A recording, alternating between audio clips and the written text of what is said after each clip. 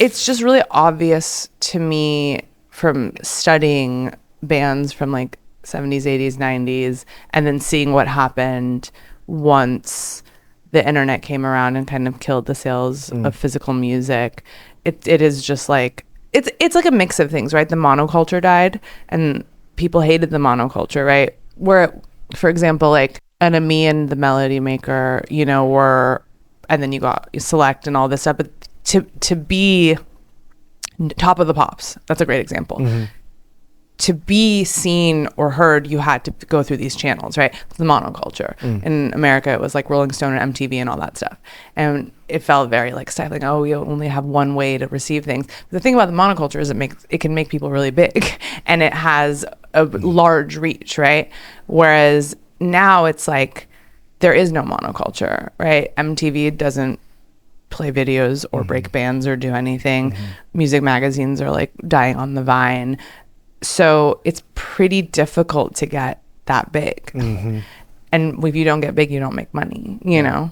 Yeah. And you can't sell things like you used to. But people are coming back, I think, around on buying vinyl and stuff. It's never going to be like the 90s where they were like, oh my God, you play guitar rock music? Here's a $90,000 advance and like a 5-album deal. Days are over. Those days are long over. Doing the research across Bandsplain, and for all these bands who have such like a legacy, a lot of them still going. I was listening to the Paramore one recently. Sure, yeah. And it's like, that band had such a unique story. All these artists have their own unique story, but they were part of this bigger picture, this bigger like world that doesn't really, it feels like none of that world exists now. So when you research those bands, does that become like very highlighted? It does, but I also like wonder how much of that is like old man shaking fist at the clouds, where like they probably felt that way every other decade too. Yeah, sure. You know? So it's like, there's a lot of thriving, incredible music subcultures and scenes right now. I mean, you have people on your show. I mean, you had Cameron Winter, who I love, who's like doing something incredible. Amazing. And it feels like his music, he was on Jules the other night. Yeah. Jules Holland. And like, that's our new, I mean, I know it's been going for a long time, but that's kind of as close as Top of the Pops as we kind of get here now. Yeah. And when people, Cameron Winter's a great example of someone whose record is so undeniably fucking good that it's like, okay, this guy's going to be big now. Yeah. And that's really refreshing. But like big, right? Big. But he's going to be playing the Roundhouse. Yeah. At the end of this year. I saw him in a church 3 weeks ago. Totally. I mean, even 200 people. when I saw him in LA with my colleague Chris Ryan, shout out Chris Ryan, at a very small place in LA called the Barnsdall Art Center, like super small. And now I saw he's playing like, I think the Palace Theater. How many people's that? It's quite large. I don't know off the top of my head, but a lot bigger, like Roundhouse probably 3-4 like, times as big. It's like 3,000, I think. Yeah. And that's big, you know, and you know, you kind of wonder what his world looks like. Because obviously he's got his band. Yeah. And he's used to being in like independent music world, and he's getting big. Yeah. And it's, I mean, again, it's like there's a ceiling, right? But yeah, it's cool to see MJ Lenderman. Like there's a lot of music that's coming around now. Waxahachie. Like it's not impossible to like make a living and do the thing, you know? Yeah. Do you know CMAT? No. You got to know CMAT. Okay. People go mad for her. CMAT. Okay. It's her initials. CMAT. Okay. Ciara MAT. Such a great songwriter. Okay, you're going to go back and listen to it and you're going to be like, this is amazing. Yeah. Saw her at a 50 cap venue 3 years ago. Everyone singing the words. Now Primavera, mad for it.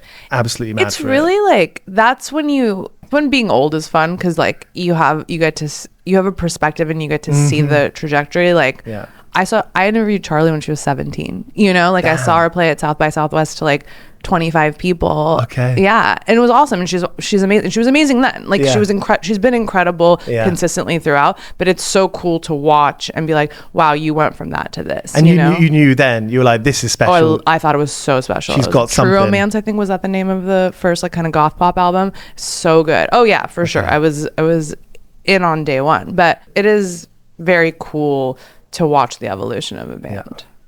What does that mean for you as a music journalist? Like when you see a band like that, when you meet Charli at South by Southwest like 12 years ago, what does that set off like a number of sparks in your brain? Is it like, okay, I want to write about Charli, I want to speak with her again? Like, where does your brain go to as like a music journalist, a freelance music journalist? First of all, thank you for calling me a music journalist. Yeah. I don't think else are you? I don't think that a podcaster.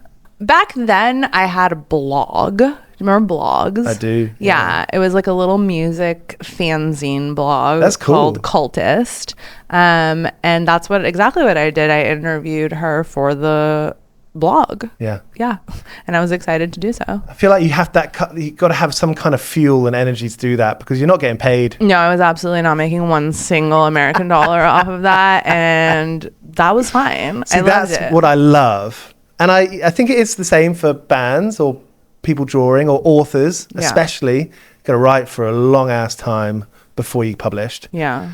I'm fascinated by that idea of, I'm going to do this. I'm going to put my heart into it. I don't care if I seem earnest or over the top. Right, I'm going to do this thing for no other reason. People are really scared of being earnest. What's the problem? So what's the your issue? But that's not like a straight line. I mean, I imagine it's not a straight line of like, I know you can still have like tunnel vision, but you're still going to have moments where you're like, what am I doing here? I mean, I don't know if you have the same experience, but having a podcast is humiliating.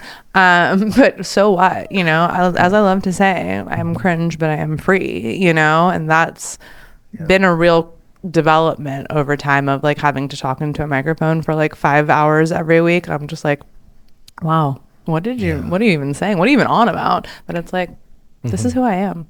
Especially with social media and stuff, it makes the judgment so much quicker and broader. Like, you could make art before and like, no, I'm not calling podcasting art, but yes, it is. Okay. Podcast is my art. I am an artist and I make podcasts. You put a lot of thought and care and love into it. Sure do, babe.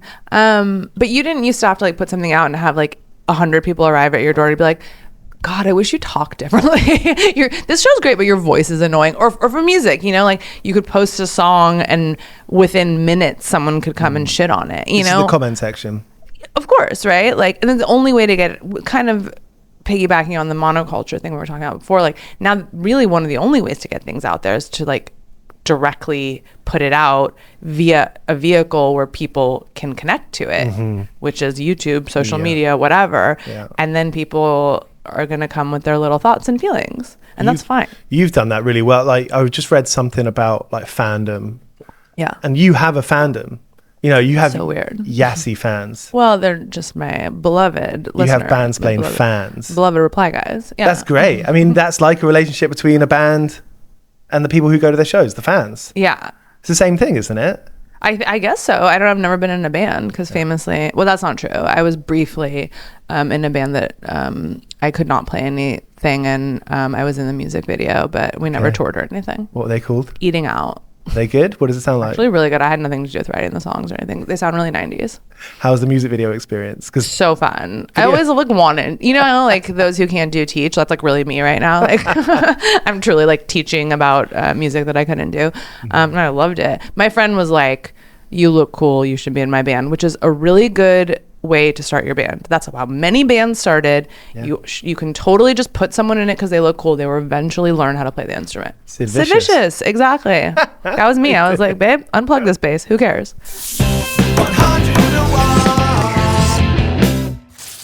What do you think the future? We're on Newsnight. What do you think the future of music journalism is, Yasi Salek? Babe, I have no idea. It's a terrible question. I mean, you, Anthony Fantano, in my mind, are like the leaders. Well, Anthony of like Fantano does something harder, which is like he talks about contemporary music. You know, I don't really do that. I'm more of like a Ken Burns, Ken Burns of dumb bitches. You know, like I'm just Adam Curtis, exactly, but with vocal fry. So vocal fry. Yeah, what's that? The way how they describe the way I talk. Yeah, it's a extension of words. They just talk about that in the new Pavements film. Yes. Joe Keery. Yes, exactly. Keery is like Keery. And he's trying to, I mean, no one ever is mad when a man does it, but they really hate it when women do it. How weird would it be if I changed how I spoke to make a podcast?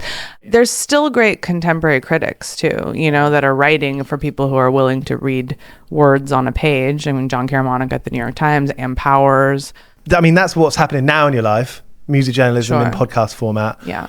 There must have been a lot of roads, meanderings up until that point.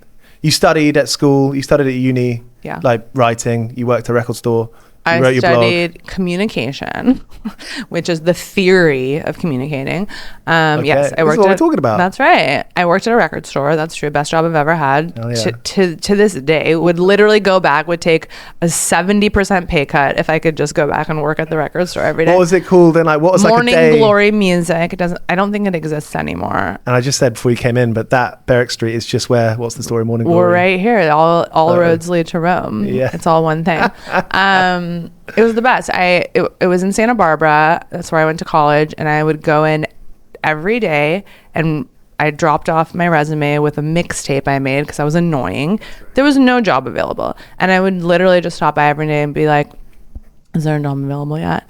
And finally, after like I think 2 weeks, the owner was like, oh my God, fine, you can fucking work here. That's a good way to do something. Just ask and this care. Is something I've really learned recently. Talk about being earnest. And like, I think another part of things is like people are so afraid of rejection, they don't just ask. You have to just ask. You have to just try. You like half of success is just making a thing and putting it out there. That's like 50% of it. Yeah. The other 50% of that should be good. But I feel like the other 50% with the first 50% is like getting knocked down and then you get up again. Chumbawamba. Socialist heroes. So you had that in you. You had a bit of foolhardiness. No, I was absolutely racked with anxiety all the time. I really was hated. I was like, oh my God, people are... So, but you kept on doing it? Yeah. Because there was no other way. I guess so. What was the alternative? Yeah. A regular job? Yeah. Corporate, regular? You did work in social media at a ramen company. You really went down. You did like a Bandsplain on me. I worked freelance at an ad agency. I was assigned to the top ramen account, and I was the voice of a figure that they created named Nude Leon, Nood. So it's spelled noodle on. Yeah. He was a large naked man, and I spent all day. There was a slight resemblance, except he was nude. And I would literally spend all day on early days Twitter. Like I'm talking like 2010. Something like that. Yeah. And I would like search for people talking about cup noodle or top ramen and like engage and interact with them and make little like quippy jokes. That was my job. That's $16 an hour. Thank you very much. Ahead of its time, because now that's what all the companies are doing. Totally, like being like the voice of Wendy's and like you know making like clapbacks or whatever. That used to be a way to. I have a friend who like became like a comedy writer on a like late night TV show just from being funny on Twitter. There wasn't podcasts when I was younger. Obviously, that wasn't a job or a thing. But when I've told this story a million times, and I'm sure you know it from your deep research on me. But when I was like 11 years old, I was obsessed with Nirvana, as any 11-year-old who was 11 in 1992, 3 would have been, you know. And so I bought this book called Route 666 On the Road to Nirvana by Gina Arnold. Literally because it had Nirvana in the title. I was like, yes, thank you. And it changed my whole life because Gina Arnold is, and she's now a professor at Stanford, I think, but she was a music journalist, female music journalist, and she wrote this book from a first person perspective about her life of discovering underground and alternative music from teenagehood to seeing the Sex Pistols all the way leading to Nirvana. Like, and I was like, I didn't know you could do this. Like, I didn't know you were allowed to write about music or talk about music so personally. And she was a woman, you know, not to like have the feminism re-enter my body, but it was a big deal, you know? And I think in many ways that always stuck with me as like, I want to do that, you know? And I kind of did end up doing that. Yeah. It's just not in the way that I thought I was going to. What are some of the most memorable moments that you've had? Like, memorable moments you've had in writing about music and being in those positions of... I mean, they were all probably earlier because that was back when magazines were more of a thing. But like, I remember my first piece for a music magazine. It was called Vapors. Great magazine. I ended up being the music editor, but this was just my first piece ever writing for that. I interviewed Jean Grey, the rapper, over the phone. I was so nervous. My recorder didn't work. You used to have to like literally have a physical recorder, right? There was no, you weren't doing it on the computer or anything. Yeah. And so I played MASH with her. Do you guys have MASH here? It's like a game that you play. I think MASH stands for like mansion, apartment, shack, house. And it's kind of like a fortune telling game, right? And that's what we ran as the piece. Or like, I got to interview MF Doom, and he was like, okay, well, you just have to come to my hotel.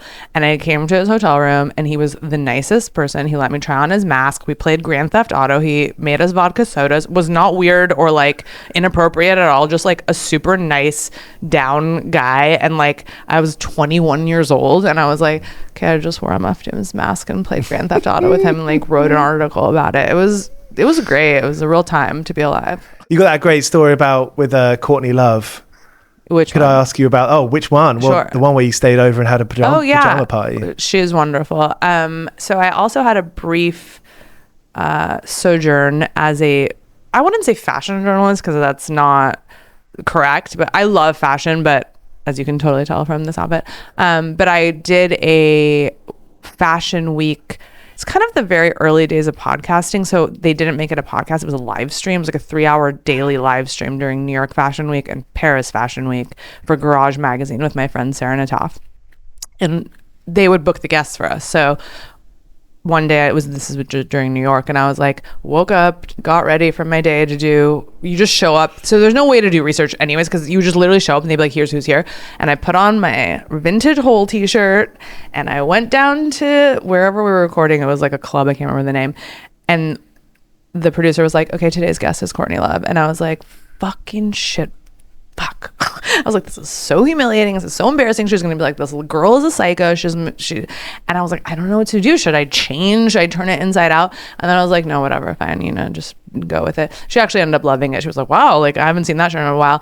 And we had this great interview with her. And then afterwards she was like, you guys should come over. And I was like, okay. And I mean, Courtney Love changed my whole life. Like she's, as much as like I was obsessed with Nirvana, like all people, it was lived through this that like radicalized my whole life. Like it was just like a seismic shift in everything for me. I was like, I didn't know you could be like this. Like I didn't know you could be a woman and be this messy and complicated, but also this glamorous and cool, and be angry and be emotional and be everything, It just like, I don't think I would be who I was today and I know many, many people who say the same thing. So like, imagine that 12-year-old inside of me being like, oh, I'd like to come over, just like screaming internally. Yeah. But it was great. I mean, we hung out, we talked, we chatted. Then it was like tail end of Fashion Week, and we'd been partying so much. There's so many parties during Fashion Week. And my friend Sarah was like, I'm going to whatever XYZ party. And I was like, I literally can't go to another party. I'm like so tired. And you're at Courtney's house at this point. Yeah. And she was like, oh, just stay over, just sleep over. And I was like, oh my God, okay.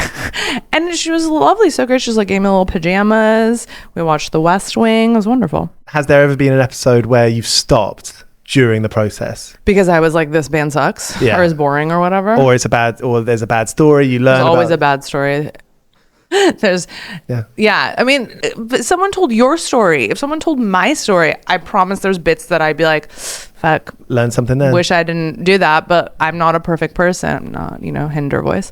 Hinder voice. Yeah. What's that? You don't know the Hinder, the band? Not a perfect oh, so it's Hoobastank. Sorry, Hoobastank voice. Of course I know Hoobastank. Sorry, Hoobastank. My bad. But artists that you were learning about, and you're like, okay, do I stop? Or you carry on? I always carry on. I try to include it because I don't want to like brush over it. I don't want to whitewash history. And then there's some things where like I don't include all of it because I'm like, it was like, you kind of like have to have grace and understand that like they weren't coming from a bad place. It was a different time. Yeah. I know people don't like it when you say it was a different time, but there were different times. How boring would it be if all music was like completely politically correct and morally righteous? That's not what art is for. Art is the place that you work out your shadow, and like that's good and fine, like that's actually like what is important in art is to like see your own shadow reflected and feel less alone. Everything you experience is through the lens of your own psyche. So like whatever a journalist writes about has them as the like prism. So, you know, you have to know that their background and their psyche is part of that story. That's Bandsplain's always that. I'm always like finding things about my own life that are worked out through the stories of these bands. Like it's so fun and cool for me personally. Sorry for the listener, but I'm always like trotting off to my therapist to be like, I need to talk about Evan Dando today. And she's like, okay. What is your view on Evan Dando? I'm a huge Lemonhead. Me too. I think he's a touched person. Touched by God. I think that covers all bases, doesn't it? Yeah. I think he's a genius. Got one final question to pose to you. Across all these side hustles and precarious employments, what is the most kind of memorably, comically awful day that you've had? Oh man. Hopefully not too sad. That's a really good question. Because I've had a lot of jobs. Like I worked for an autograph dealer who had like a stolen Oscar. I was a waitress. I was like I said, the voice of Top Ramen. I've done a lot of things.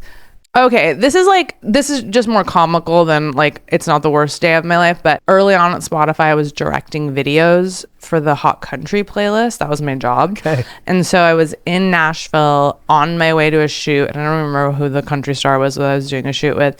And I had to do it every week I had to go to Nashville. So I had gotten it down to like a science of like the smallest bag possible, like no extra things. And I was wearing these like tight black pants and they ripped all the way up the ass, like as I was getting out of the Uber to like go to the shoot, and the like gaffer guy had to like go in his kit and get tape, like gaff tape, and tape my pants. Yeah. So that was not and then I had to be like, hello, country star, I am the director. Could you put on a good face? Do you think you looked concerned? No, once I was taped up, babe, I was ready to go. Yeah, it was fine. Cheers for watching. This is 101 Part-Time Jobs. You can find us on Apple, Spotify, and all podcast apps. We've done interviews with Aurora, Kneecap, Idols, Laura Mabry of Churches, and loads more. So tap into 101 Part-Time Jobs on Spotify, Apple, and all podcast apps.